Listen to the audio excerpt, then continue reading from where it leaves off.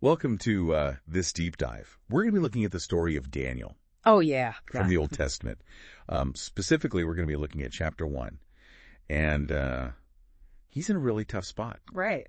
and has to make some really difficult choices. I think there's a lot of relevance to us today. I think you're really going to find some interesting takeaways for navigating your own challenges. I think one of the things that makes this story so powerful is the fact that it is rooted in, real history. I mean, we're talking about a period of immense upheaval. The Babylonian conquest of Jerusalem in 586 BC. Wow. I mean, just imagine, try to put yourself in the shoes of somebody like Daniel, a young person who's ripped from their home, Yeah. taken captive to this completely foreign, dominant empire. It's hard to even fathom, right? To suddenly be in this totally different culture. Right. And everything you know is like flipped upside down. Totally. And what's interesting too is that Daniel and his friends, they weren't just like tossed into some labor camp or something. They were specifically picked out for this special program. Mm-hmm. And the text actually highlights that they were intelligent, good-looking, and quick learners. Right. It makes you wonder, why would King Nebuchadnezzar even care about these qualities in captives? Yeah, it's really fascinating if you think about it, because the Babylonians, they were very strategic. They saw potential in these young men, especially those who came from, noble families and things like that. And so this training program, it wasn't really about kindness, right? Yeah. It was about assimilating these bright young minds, bring them into Babylonian culture. Oh. Potentially they could serve the king later on. Yeah. And I think it's a stark reminder to us that even in ancient times, knowledge, talent, those were things that were seen as valuable assets. Oh, absolutely. No matter where they came from. It makes you think about the power dynamics Absolutely. that were at play even back then. Yeah. But here's where things get really interesting. So Daniel and his friends, they're expected to eat from the king's table. Right. Right. Which is loaded with all these rich delicacies and wine. All the good stuff. Oh, yeah. Yeah, if I was in their shoes, I'd be like, yes, sign me up. I know, right? But for them, it's like this huge dilemma. Yeah. You got to remember that Daniel and his friends were devout Jews, right? Right. And dietary laws are central to their faith. Right. And they prohibit them from eating certain foods. Yeah. So the king's menu was most likely filled with all sorts of things that would be considered non-kosher, Oh, meaning not permissible for them to eat. So it wasn't just a matter of, picky eating or anything like that. It Yeah. was about, staying true to their beliefs Wow. and avoiding what they saw as spiritual defilement. So he's in a really tough spot. Yeah. Like, go along with everybody else. Right. Or risk serious consequences, right? Exactly. By refusing the king's food. Yeah. That's some serious pressure. Yeah. But he chooses to stand his ground. Right. It takes a lot of courage Oh, absolutely. to hold on to your convictions in a Yeah. situation like that, especially when you're young Mm-hmm. and basically powerless. Right. And it's not just that he stands his ground, but it's how he does it, right? Yeah. He doesn't lash out. Yeah. He doesn't start a rebellion. Right. He respectfully requests an alternative. Oh. He says, hey, listen, give us 10 days. Let us eat vegetables and water and see what happens. Right. Yeah. It's a test. He's proposing a test. Wow. And I think it shows a remarkable level of diplomacy and wisdom, Yeah. especially for someone in his position. Yeah. And it really, puts the warden, this guy who's in charge of them, Yeah. in a tough spot too. Like, can you imagine being that guy Right. responsible for these high profile captives, and now you got to deal with this weird food request? It's like he flipped the script. Totally. Created this ancient Babylonian experiment. What I think is so fascinating too is he doesn't just refuse the food. He offers a solution Right. and a way to test it. Mm-hmm. He's like, hey, I'm not just being difficult here. Right. I'm offering, an alternative. Mm-hmm. It shows a real understanding of how to navigate a complex situation. Right. But of course, the big question is what happens next. Well, the result, they speak for themselves. Yeah. After those 10 days, Daniel and his friends, they actually look healthier Wow. than those who feasted on the royal delicacies. What? And it's a point that isn't lost on the warden. Yeah. I can almost imagine him thinking like, okay, maybe there's something to this whole like simple diet thing. Right. And here's the kicker. He actually agrees to change their diet permanently. Yeah. It makes you wonder, Hey. did he secretly want to ditch the rich food himself? Yeah, maybe. But jokes aside, it's a win for Daniel and his friends. Right. They stayed true to their beliefs. They got healthy, and they even managed to convince this Babylonian official that their way was better. Yeah. Not bad for a group of captives. I know. Huh? Yeah. Pretty impressive. I think it's a real testament to the power of a respectful approach. Right. Yeah. You know? And a willingness to stand up for what you believe in. Yeah. Even when it's hard. Yeah. And this is just the beginning of Daniel's story, right? Remember, he's known for a lot more than just, his diet. Right. He's also, blessed with this exceptional knowledge and wisdom. Okay. And that's what we're going to explore next. No, that's what I call a cliffhanger. But before we jump into the next chapter, I'd love to hear what stood out to you so far. Yeah. What resonated with you the most about Daniel's choices and how he handled this situation. Well, I think for me, it's this combination of unwavering faith and strategic thinking. He didn't compromise his beliefs, but he also found a way to navigate a difficult situation without creating unnecessary conflict. It's a valuable lesson for us, I think, in how to balance principle with practicality. Absolutely. Yeah. So we've seen how Daniel handled that food challenge. Right.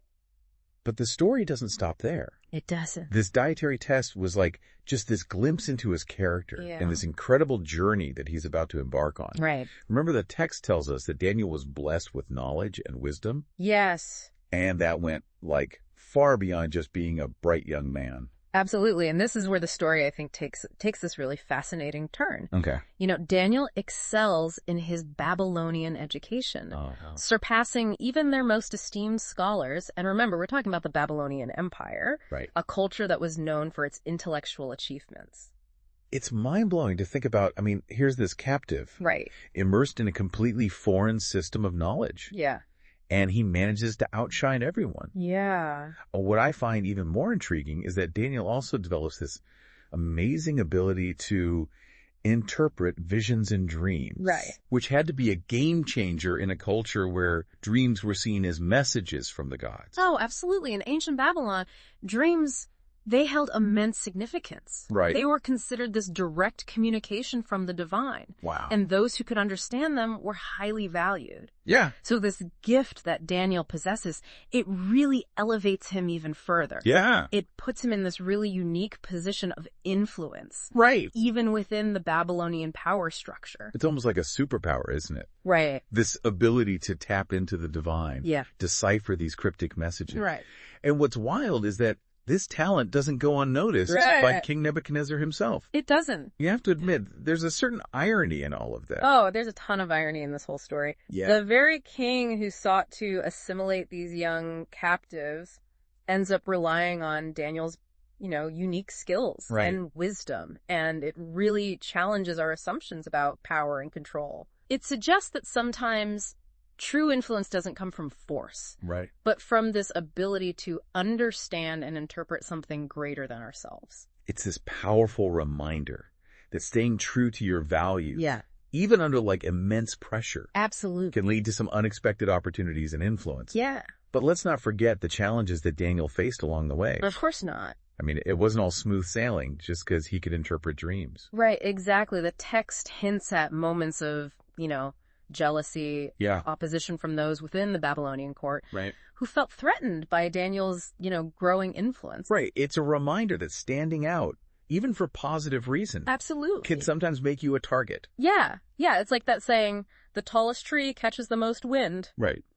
Daniel's success didn't, shield him from human pettiness and rivalry. It's a good reminder that navigating a complex world, Yeah. no matter how gifted you are, Yeah. requires more than just intelligence or talent. Mm-hmm. Demands resilience, discernment, Right. and the ability to deal with those who might not always have your best interests at heart. Exactly. And this is where I think Daniel's story becomes even more relevant to us today. Okay. I mean, think about the challenges that you face in your own life, Yeah. whether it's in your workplace, your community, Yeah. even within your own family. I mean, there will always be people who disagree with you, Right. who might even try to undermine your efforts. It's inevitable. Yeah. But what's inspiring about Daniel is that he doesn't let these challenges deter him. Right. He keeps his focus on what he believes is right Yeah. and continues to use his gifts to serve a greater purpose. Yeah. What strikes me is that there's this quiet confidence in his actions. Right. It's like he's not seeking personal gain or glory, but rather trying to use his abilities to make a positive impact. It's a subtle but I think crucial aspect of his character. Yeah. You know, he could have easily used his skills for manipulation or personal advancement, Totally. but instead he chooses to serve, to Yeah. guide, and ultimately to act as this bridge between different cultures Right. and belief systems. That's what makes his story so timeless and relevant, right? I think so. It's not just about some guy who can interpret dreams. It's Yeah. about the choices we make when we find ourselves in positions of influence. Right. The responsibility that comes with having unique gifts and talents. It raises the question, how do we use our own strengths and abilities Right. to navigate the complexities of our world? Yeah. Do we seek to serve our own ambitions? Mm-hmm. Or do we try, like Daniel, to make positive impact on those around us? That's a question worth pondering. It is. And it's something I would love to hear your thoughts on. Yeah. What are your takeaways so far? What Mhm. resonates with you about Daniel's journey and the choices he makes? You know, it's incredible to think about how Daniel's story, even though it's set in ancient Babylon, still speaks to us today. I mean, we might not be dealing with kings and empires, but we all face those moments where we have to decide what we stand for, even when it's hard. Yeah, and I think what strikes me is that Daniel's story isn't just about having strong convictions. Right. It's about the courage to live those convictions out loud, even when you're surrounded by people who might not understand Yeah. or even agree with you. Yeah. And it's not always about like grand gestures, is it? No, not at all. Sometimes the most powerful acts of courage are those like small everyday choices Absolutely. that we make to align our actions with our beliefs. Absolutely. Think about those moments when you choose to speak up against injustice, Yeah. even when it's uncomfortable, Yeah. or when you decide to stand by a friend who's going through a tough time, Right. even when it's inconvenient. I mean, those are the moments that I think really define who we are, Yeah. the moments that echo that kind of integrity that we see in Daniel. It's like that quote, integrity is doing the right thing, even when no one is watching. And Daniel wasn't doing it for the applause. Right? It wasn't about impressing the Babylonians or gaining power for himself. Right. It was about something deeper, Right. right? Mhm. This commitment to what he believed was true and right.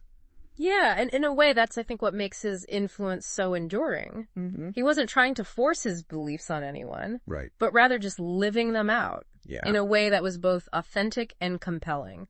And think about the impact he had. Yeah. I mean, he earned the respect of a king who had conquered his people. Right. He navigated this complex Yeah. and often hostile court. Right. And ultimately, he left this legacy Yeah. that continues to inspire people thousands of years later. That's amazing. It's a testament to the power of like quiet conviction. Absolutely. Staying true to yourself even when the world around you is pushing you in a different direction. Yeah. So if you were in Daniel's sandals, Uh-huh. facing those tough choices, Yeah. how do you think you would have navigated that situation? Ooh, that's a good one. What principles would have guided your actions? It's a question worth reflecting on, isn't it? Yeah. Because we all have our own Babylon to contend with, our own set of challenges and compromises that we face every day. Daniel's story reminds us that we all have the potential to be like him, Yeah. to be these beacons of integrity Right. in a world that often feels so chaotic and uncertain. Absolutely. It's about finding that courage within ourselves. Yeah. To stand up for what we believe in. Yeah. Even when it feels like we're standing alone. And who knows?